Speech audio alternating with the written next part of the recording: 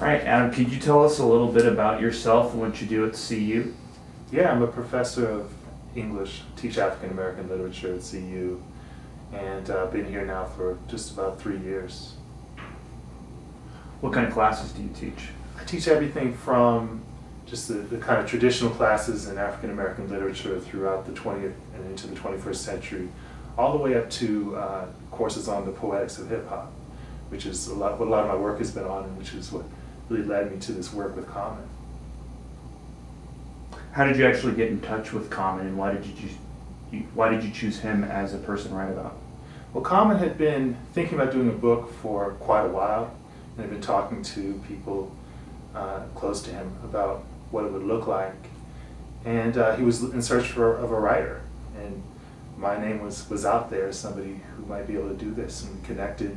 We met in the kind of early spring of 2010 and just hit it off. Decided that this was something that we could try.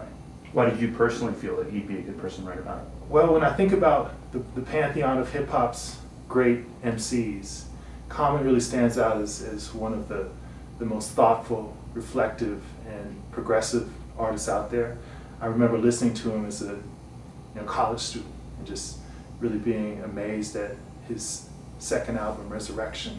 I had it on repeat my sophomore year of college. So the opportunity to do work with him at this point was just a dream come true for someone who pursued a career in academia. It's not really how you get a direct line to hip-hop superstardom. Could you talk about the title of the book, its significance, and if it's in any relation to the album of the same name of Common's? Yeah, I mean, from the very earliest thing, the idea of one day it all makes sense was the vision for what this book would be. Called is the title of his third album, an album that was very personal to him, that really marked a turn toward thinking about his Chicago roots, thinking about family, thinking about friendships. And that's really what this book is about. It's about his relationships throughout his life, his relationship most importantly with his mother, but also with a group of friends, with his art, and all of these sorts of things. And so having an echo of the album was really important, and we tried to extend that too by having each chapter be connected to a song that he's released over the course of his career. Each chapter also begins with a letter that he wrote to a specific person in his life, and he's known a lot of people and worked with a lot of people. He's had some interesting experiences with the White House, for example, out in Chicago. Is there any particularly memorable experience that you guys dealt with or wrote about in the book that stands out for you? There's so many different experiences that stand out and that we were able to highlight through those letters.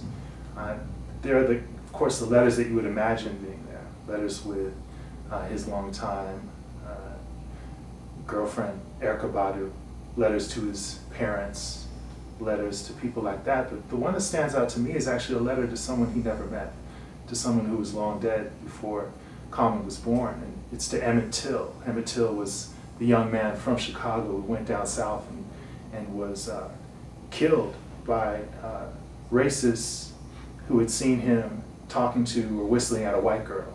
And it was really Emmett Till's death in the mid-50s that helped launch the civil rights movement. Common heard about Emmett Till's life story when he was in school, and something really haunted him and fascinated him about this young man, imagining himself as someone of a similar age, going through the experience that Emmett Till went through. And so he became a kind of,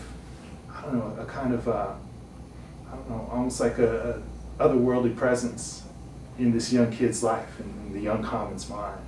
And that's something we explore in the book, and it's something that he talks about really for the first time. Great. Could you talk about any of your upcoming projects that you have going on? I always try to have at least 2 or 3 things going at once.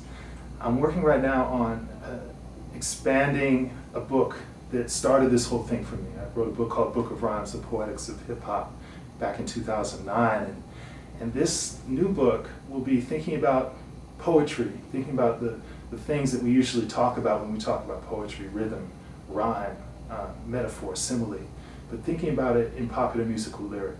Not just in hip hop, but thinking about it in other forms of pop music, from the blues to R&B to rock, and seeing what are the essential elements that we can really pin down that connect the long tradition of poetry with the poetry that most of us consume every day. Great.